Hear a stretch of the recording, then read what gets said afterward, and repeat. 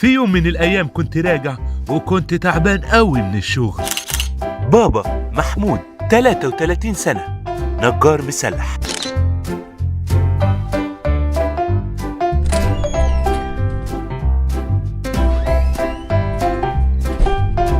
بس كنت جايب معايا شوكولاتتي اللي بحبها، شوكولاتة الفراولة. حطيتها على الرخامة بتاعة المطبخ ودخلت عشان اخد الشاور بتاعي.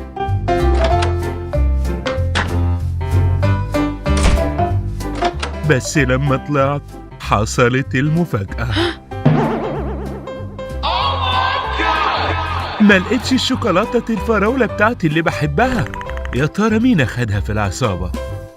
تعالوا نشوف. احمد، انت خدت الشوكولاته بتاعتي؟ شوكولاتة ايه؟ ده أحمد، 5 سنين، أكبر فرد في أفراد العصابة، سهتان لكنه مصيبة. الشوكولاته اللي كانت عند المطبخ. ولا عمري شفتها، انا اصلا ما بحبش الفواكه. وايه اللي عرفك انها بالفراوله؟ انت دايما شبه طعم الفواكه، عادي يعني يكون بطعم فواكه. ماشي، سير يا اخوك فين؟ انت الكمبيوتر. ماشي، منور. ده محمد، 4 سنين، هردار العيلة. انت اكلت الشوكولاته اللي كانت على المطبخ؟ انا عملتش حاجة، انا شفتش حاجة. امال ايه اللي على بوقك ده؟ يا عوار. ايه؟ عوارة. ايه؟ عوار. ايه؟ عوارة. ايه؟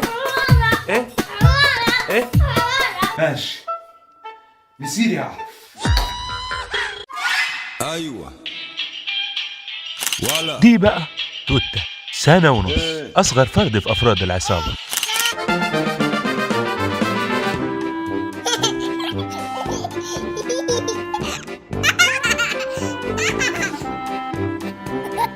ما بقتش عارف مين اللي اكل الشوكولاته. يا ريت لو حد فيكم عرف يكتب لنا في كومنت تحت مين اللي اكل الشوكولاته، احمد ولا محمد ولا توته. ولو كانت دي اول مره بتشوفنا فيها ما تنساش تشترك في القناه وتفعل زر الجرس عشان يوصلك كل جديد. اعمل لايك للفيديو وشيره على قد ما تقدر، وقول لنا مين اللي اكل الشوكولاته.